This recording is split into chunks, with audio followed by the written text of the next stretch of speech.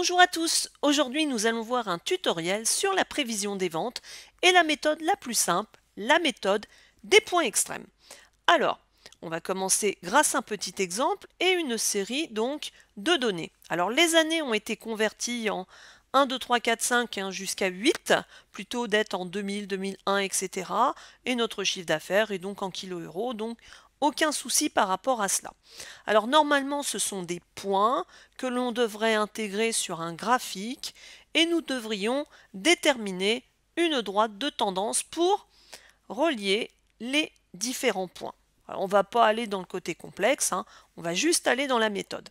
Alors la méthode, les points extrêmes, on a le premier point qui est 1, 350 et si c'est extrême, on va voir le dernier, 8, 710. Grâce à ces points, on va devoir donc déterminer une droite d'équation, alors partez pas tout de suite, ça va pas être compliqué, qui est donc y égale ax plus b. Les y sont le chiffre d'affaires, les x sont les années.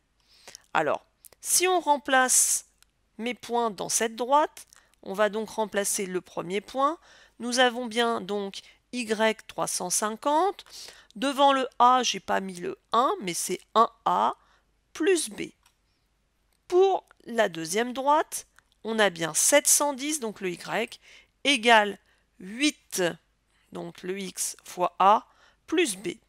Et on va donc monter un petit système d'équations. Partez toujours par, ça va être très simple.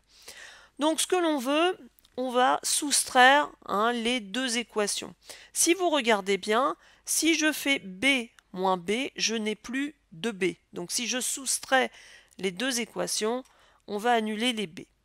Et après, on va donc pouvoir calculer mon y et mon petit x.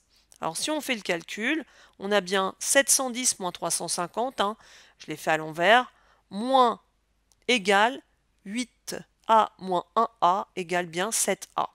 Si je veux obtenir mon petit a, ça va être très très simple, on aura donc 360 divisé par 7 et on obtient donc ce qu'on appelle la pente de la droite, donc 51, 42. On continue, pour avoir le petit b, c'est très simple, il n'y a plus qu'à remplacer dans l'une des deux droites que l'on a déterminées. Donc on va le faire dans la première. Donc on aura 350 égale donc le petit a 51, 42 plus b. Et donc mon petit b, on aura donc bien 350. On change de côté, donc moins les 51, 42. Donc mon petit b est égal à 298, 58. On obtient donc la droite d'équation suivante.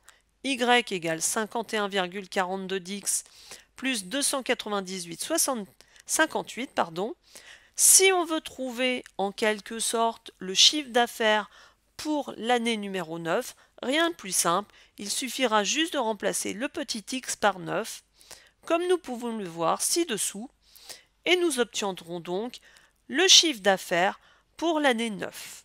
Donc vous voyez, c'est pas si compliqué que ça. Donc voilà donc pour la méthode des points extrêmes. Rien de bien compliqué. J'espère que ce sera assez simple pour vous.